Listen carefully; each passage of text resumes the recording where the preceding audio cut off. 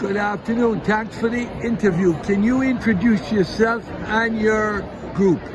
My name is Rabbi Dovid Feldman, D-O-V-I-D. Last name is Feldman, F as in Frank, E-L-D-M-A-N. I'm with Neturei, Karta International, Jews United Against Zionism, www.n as in Nancy, K-USA.org. And what are you doing here? We are here attending this People's Conference for Palestine. We are here to bring the voice of many Jewish communities worldwide in support of Palestine. We are embarrassed by everything which is being done by Israel to Palestine. We are embarrassed when all of these crimes are being done supposedly in our name, and it's a true desecration of our religion, when the Jewish religion is being misused to justify all these crimes. It's a secular movement which is turning its back to God and His religion, the Zionist movement, misusing that very religion that they refuse to follow, and misusing it to justify crimes which are forbidden in this very same religion. All what Israel stands for is in total contrast to Judaism, this philosophy of Zionism, to build a sovereign homeland for Jews, even before any crimes to Palestine, even if this will be in a land without a people, for a people without a land. Everybody's going to be happy. This is going to be contrary to Judaism. And the Jewish leadership in the very beginning of Zionism, way before anyone imagined how catastrophic this is going to be to Palestine, they already opposed it. But afterwards, when this unfolded in Palestine, with so many crimes, mass killing, oppression of an entire people, expulsion of so many people, this is not only a violation of international law, this goes in total violation of basics of Judaism. You mentioned about those who initially started Zionism opposed this. Can you explain a little more of that and maybe mention some of the people? Well, from the very beginning, Rabbi Yosef Chaim Sonnenfeld, who was the chief rabbi of Palestine in 1920s, he already opposed Zionism at that time. It was after him Rabbi Yosef Tzvi Deshinsky in the 1940s, before the creation of the State of Israel, opposed this vehemently. This was already unfolding at that time. It was really almost getting to the point where this state is becoming a reality. And since then, we have a very strong community and an official, strong, vibrant leadership in occupied Palestine today that opposes this entire occupation of Palestine.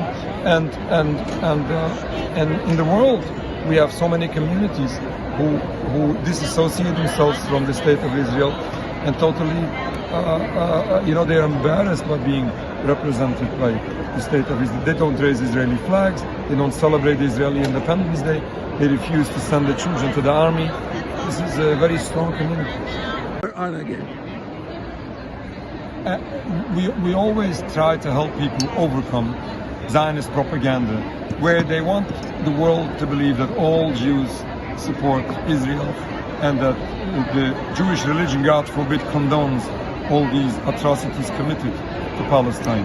We are here to help people understand that Judaism and Zionism is not the same. Judaism is a religion only, no politics to it, versus Zionism, which is a purely political movement. It does not represent world Jewry, since we have masses of Jewish people protesting them, condemning them, and refusing to be represented by them. And the Jewish religion actually condemns everything they stand for. We have to remember that the State of Israel does not represent all Jews. When you realize that, you suddenly start to understand that anti-Zionism is not anti-Semitism, because Zionism is not Judaism, and it does not represent the Jewish people. If crimes are taking place, we have to stop those crimes, regardless who the ones perpetrating the crimes are. In our case, it is embarrassing to us as Jews that these crimes are being perpetrated by some people from Jewish descent, but it doesn't make these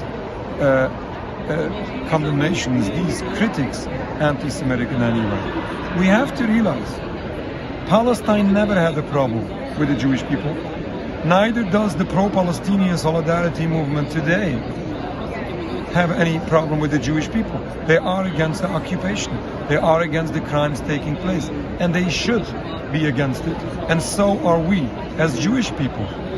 while we are concerned for humanity, while we are concerned for the oppressed people of Palestine, while we are concerned for the Jewish people who face hatred and danger because what Israel does in our name, in the same time we condemn all these crimes because we are here for humanity, including the safety and security of the Jewish people. Now, it's said that a number of the government officials of Israel who say that they're Jewish are actually not practicing Jews. They don't go to the synagogue. Are you aware of that? Or No. can you enlighten us on that a little? Now, when you have a movement of Zionism, when you have a state of Israel, which is officially secular, they don't claim to be religious. They're officially secular. They don't practice the religion. They refuse to practice the religion. They just misuse that religion they refuse to follow. They misuse it in order to justify these crimes forbidden in this very same religion.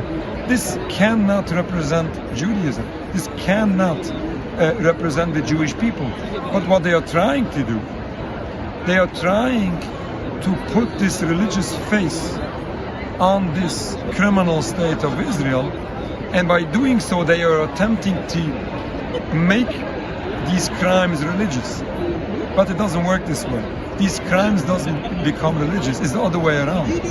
These crimes are a desecration of this religion which is being misused. Where are you located?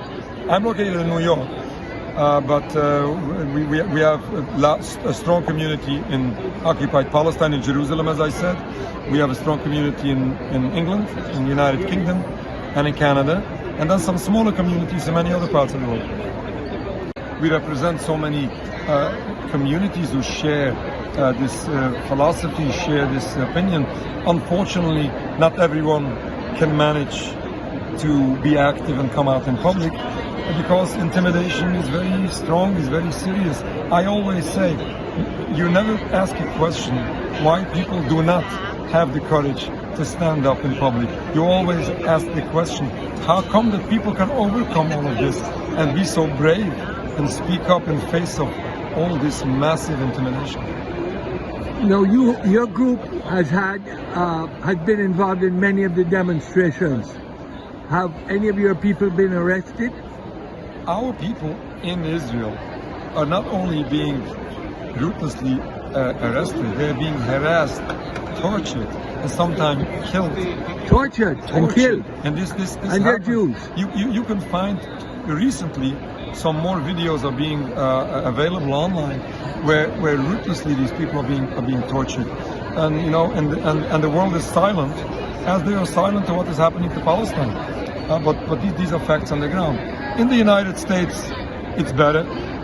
It's not so terrible, but intimidation is still very, very strong.